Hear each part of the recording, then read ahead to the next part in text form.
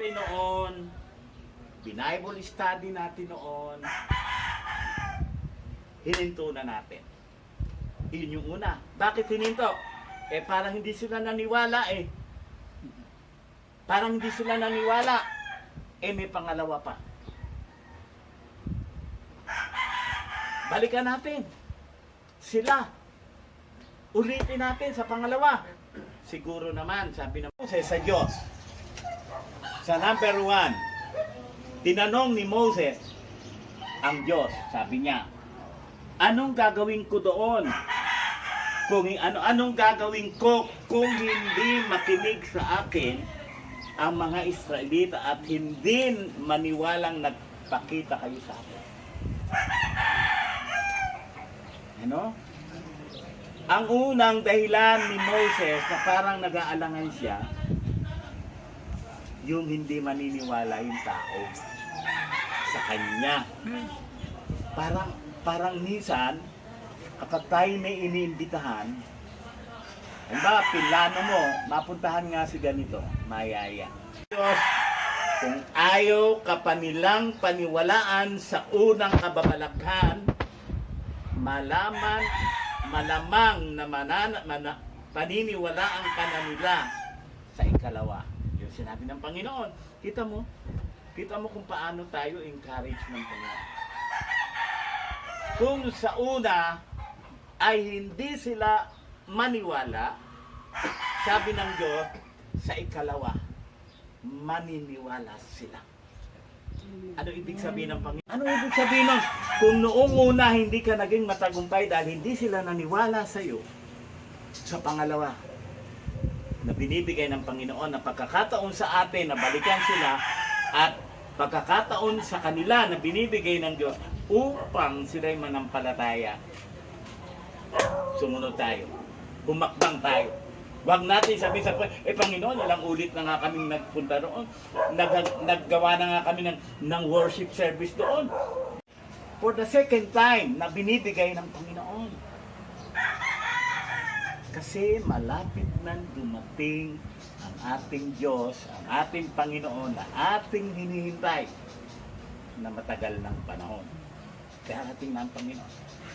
Isipin natin, yung mga taong sa unang pagkakataon ay kung ayaw pa rin, verse 9, kung ayaw pa rin nilang makinig sa iyo,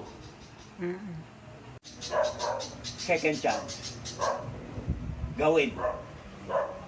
Sabi ng Panginoon, wala na tayong magkaroon ng pangailangan. Ang Panginoon na ang kausap natin. Siya na nagsasabi sa atin na merong first and second chance. Panginoon, yung asawa yung bayaw ni James, asawa yung tatay ni Sab ba yun, Sab? Si Rod. Si Rod. Kakatsat ko yun. Doon sinabi sa akin ng Panginoon araw-arawin mo ulit i-chat for the second time around para sila ay manampalataya sa Panginoon. Si Gigi, wala silang nahuli kahit isa. Pero nung dumating ang Panginoon, umaga na, naghahanda na sila para wala nang tayo nahuli, uuwi na sila, inuutos ang Panginoon. Ihagis niyo ulit yung lambat niyo sa gawing kanan. Sumunod sila. Hindi nila sinabi sa Panginoon, pambihira ka naman. Sinabi na namin magdamag kaming ng isda, wala nga kaming nahuli. Tapos papahagis mo ulit sa amin yan. Di ganun din, wala rin kaming mahuhuli. Pero hindi yun. Ano sabi doon? Sumunod sila sa utos ng Panginoon. Hinagis sila ulit. At gagawin natin, sumunod lang tayo sa Diyos. Yung paniniwala nila, ang Diyos ang gagawa para sila maniwala. Ang Diyos ang gagawa ng mga bagay para maniwala sila na yung sinasabi natin tungkol sa Diyos, totoo. Amen. Amen. Pinasok niya yung kamay niya sa tapat ng iyong dibdib, utos ni Yahweh. Gayon nga ang ginawa ni Moses At nang ilalabas niya ito, nagkaroon ito ng sakit sa balat na parang kasing puti ng niebe. Alam mo yung mga taong may cancer sa balat, yung parang nababalatan ng kulay puti. Parang ganun yung lumabas sa kamay niya. Ang sabi ng Panginoon, ipasok mo ulit. Pinasok ulit.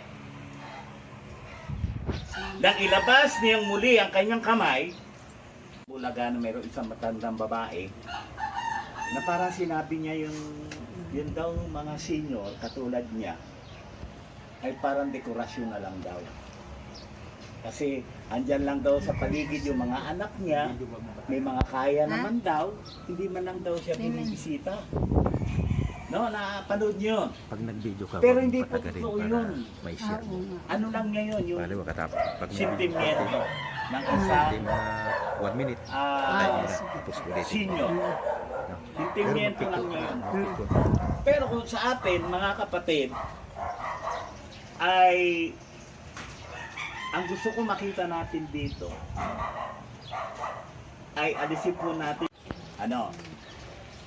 si Moses sa kanyang katandaan, tinanong niya, kasi pinapupunta siya ng Lord sa Ehipto. Sa Ehipto, kasi nagkita sila ng Diyos yung naalala niyo yung kwento, nagliliyab na puno. Nakita ni Moses, kinausap ng Diyos si Moses. At eto na yung layunin ng Panginoon, bakit niya kinausap si Moses, para pabalikin siya ng Israel, ng Egypt.